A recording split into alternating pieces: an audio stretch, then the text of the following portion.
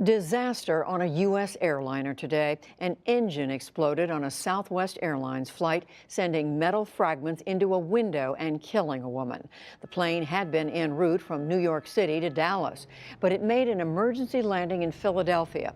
Rescuers swarmed the site, and in Washington, federal safety investigators got to work. We will begin our immediate investigation, examination of the engine and the damage to the fuselage. The engine will be ultimately shipped off-site, where we can do a detailed examination, teardown of the engine. This was the first time a passenger has died on a U.S. airliner since 2009. The IRS website for online payments broke down today, hours before the midnight deadline for filing 2017 income tax returns. There was no word on the cause, but millions of last-minute online tax filers could be affected. Treasury Secretary Steve Mnuchin said anyone who is unable to pay on time due to the trouble will get an extension. President Trump says that a summit with North Korea's leader Kim Jong-un could happen in June or not at all. He spoke today as Japan's Prime Minister Shinzo Abe arrived at his Mar-a-Lago resort in Palm Beach, Florida.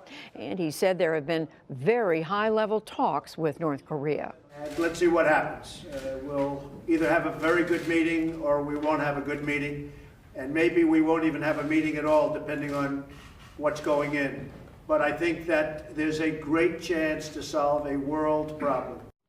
Mr. Trump also confirmed that the two Koreas are negotiating a formal end to the Korean War. And he added, "They do have my blessing." China will allow now full foreign ownership of Chinese territory automakers within 5 years, instead of partnership arrangements. The announcement today addresses one of President Trump's complaints about trade policies. But the Chinese also declared that imported U.S. sorghum is being underpriced and hurting Chinese grain farmers. It could face tariffs of 179%. The question of the president's powers to order airstrikes in Syria is starting to simmer in Congress. A bipartisan team of senators pushed today to replace the Authorization for the Use of Military Force, or AUMF, that dates back to 2001 and the 9/11 attacks. House Speaker Paul Ryan counseled caution, while Democratic Senator Tim Kaine argued it's long overdue.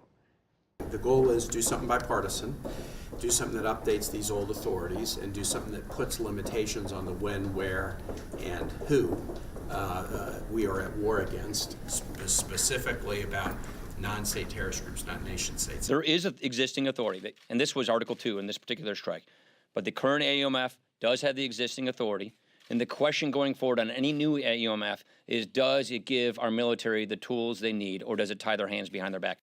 Meanwhile, the State Department disputed Syria's claim that international inspectors have entered the city of Douma.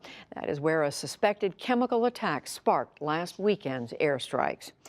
Officials in Greece report a new surge of migrants entering the country from Turkey. Police say they have detained more than 500 people crossing overland since Sunday. The refugees are from northern Syria, fleeing heavy fighting in a Turkish military offensive there.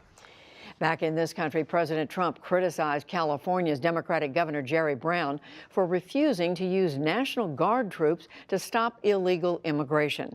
Mr. Trump tweeted that, quote, "The high crime rate will only get higher as a result." Brown was in Washington and said the California Guard is already focused on cross-border crime. We have a couple hundred guardsmen throughout the state dealing with some of these same problems. So it is a very logical next step to add a couple of hundred more or more than that.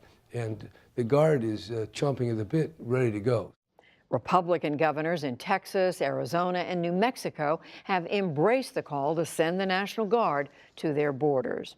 Missouri's Attorney General says that its Republican Governor Eric Greitens may have illegally used a charity's donor list in his 2015 campaign.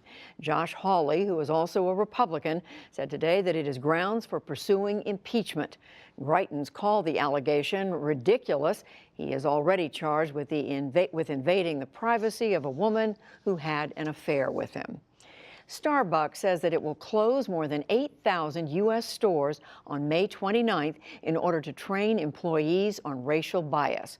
This follows an outcry over the arrests of 2 black men at a Philadelphia Starbucks. The training will last several hours, and it will involve some 175,000 workers. Technology stocks took Wall Street higher today. The Dow Jones Industrial Average rallied 213 points to close at 24,786. The Nasdaq rose 124 points, and the S&P 500 added 28. And longtime NPR host Carl Cassell died today of complications from Alzheimer's disease. He spent his career in radio and served as news anchor for NPR's Morning Edition from 1979 to 2009. In 1998, he became the judge on the news quiz show Wait, Wait, Don't Tell Me. Winners got Cassell's famed baritone on their answering machine messages, like this one. Hello, this is Carl Castle from National Public Radio. Kristen and George are not available at this time.